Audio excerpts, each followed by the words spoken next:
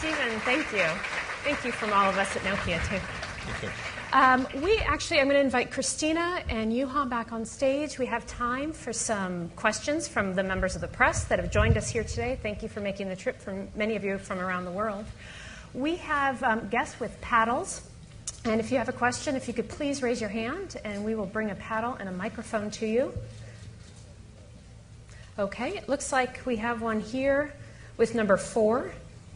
Hiya, Alistair from B3. It's probably going to be a bit thick, but could you explain a bit more about how the oversampling technology works? Maybe a bit more about the This is why they're on stage. Go for it. Yeah, so in high level, it means that you take up to 7 pixels from the sensor, and when you combine all those pixels, you create a so-called superpixel, which has much, much more information than the individual pixels in the image sensor.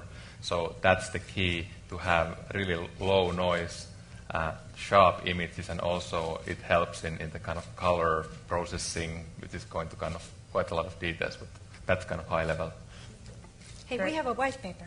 Yes, we have a white paper. Yeah. Very cool white paper available. It's quite long, but intimate detail, intricate detail on all of the capabilities that we described today for technologists. And the white paper is available on the press site. Number 1, please.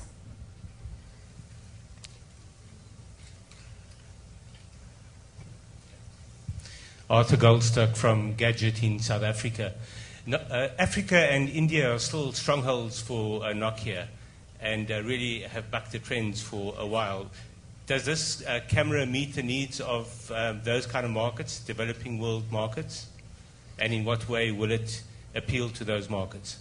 So 2 parts to that. In every market around the world, we see the leading technology more and more becoming popular. And so for camera enthusiasts and just for smartphone lovers who want to take a great or have a great imaging experience, it clearly appeals to those people. At the same time, let me describe an important aspect of Nokia's strategy. Clearly, the Lumia 1020 is a flagship device where the most advanced capabilities are really pushed to their maximum. At the same time, what our engineers do is identify how elements of that technology and innovation can be scaled down or brought down to lower price points. So we lead with the flagship, but then what you should expect to see is elements of these types of capabilities, be it in software, the algorithms, or the hardware, brought down to lower price points so we can get more people who are more price sensitive, perhaps, to take advantage of some of these capabilities. Right. Number 6, please. Could you give us a sense of how Nokia and AT&T will promote, market, and advertise the product at launch? And if AT&T could tell me if on July 26th the product will also be available through its indirect channels. So, first of all, as it relates to the promotion effort, we've worked for some number of months to plan this jointly with AT&T. You will see AT&T, Microsoft, and Nokia pool its resources for a consistent campaign that really focuses on the breakthrough capabilities of the devices. You will see in-store promotion. You'll see advanced training of the sales representatives in AT&T stores.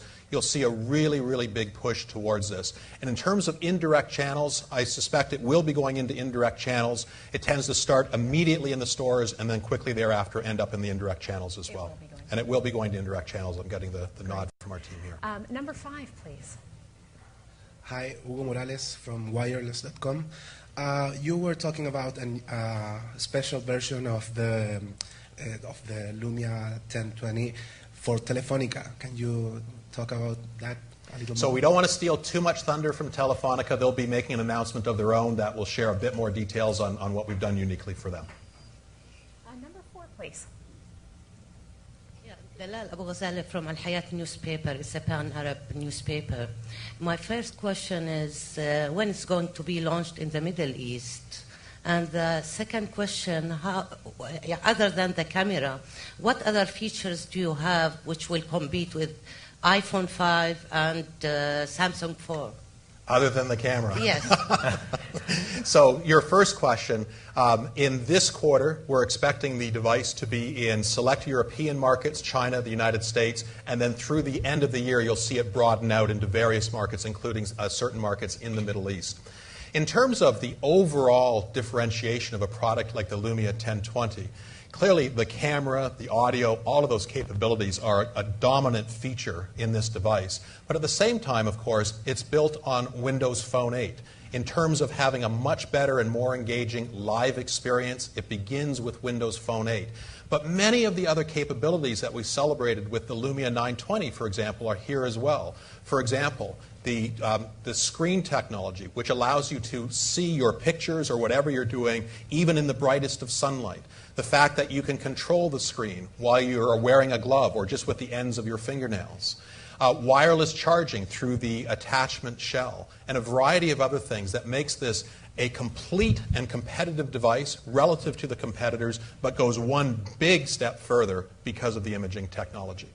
Thank you. Let's take a question from the back, number 3. Hi, Pete Pasha with Mashable. Why did you choose not to build wireless charging directly into the device? So we had a number of discussions with consumers in terms of how they thought about that. We were also very interested in making sure that the thinness of the device was as tight as it could be. Ralph made the comment that we're packing a lot in there, so we had to balance that constraint. So we're trying different things. We're totally committed to wireless charging, and you'll see it in different configurations, both inboard and as an attachment in devices in the future as well. So something we're working with. Number 6, please. Joan Lappin, Forbes.com. Over the last interval since you introduced the Nokia, the Lumia in New York, AT&T has really been a dreadful partner. If you went in, I bought one, I own one, it's sitting here in my purse, and I love it. But the reality is, if you went into the store, most of the salespeople knew nothing about it. There was no signage, and if you asked about it, they really didn't promote it.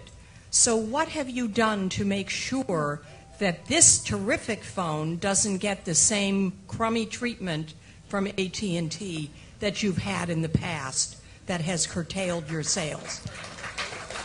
So first of all, I'm going to generalize this to a fundamental challenge that Nokia faces, and it's a challenge that Nokia owns, not AT&T.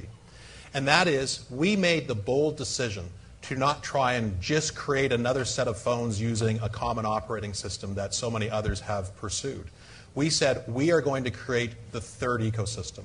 And with that decision came tremendous responsibility to actually help, whether it's a retail sales associate, an operator partner, consumers, the press, everyone, to understand what that third alternative stands for.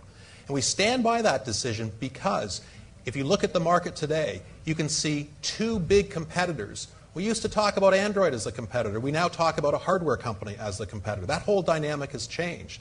And yet our growth in market share, the success we're building on day by day, is coming because we made that bold choice. But the price that we take on for doing that is that, yes, we, Nokia, have to train those sales associates. We have to work with AT&T to get the best signage. What you'll see with the launch of the Lumia 1020 is something that will be far better than we've done ever before with AT&T, but it won't be as good as what we do with the next major launch later this year, and on and on and on. So there's a lot of work required to push through with that third ecosystem. And we are so pleased with the effort that the AT&T team have put behind this. It's hard work for all of us, and I know we have tough moments, but boy, we're very pleased that they're committed and standing behind us every step of the way as we grow with them. So thank you for your questions and for joining us today. Before we leave, I wanted to share a perspective from a famous American photographer, a man by the name of Ansel Adams. He said, the single most important component of a camera is the 12 inches behind the camera. In other words, it's all of you, the photographer. You are each the most important part of the Lumia 1020. So now we want to encourage you to explore this new world, this new way of taking pictures. Please join me.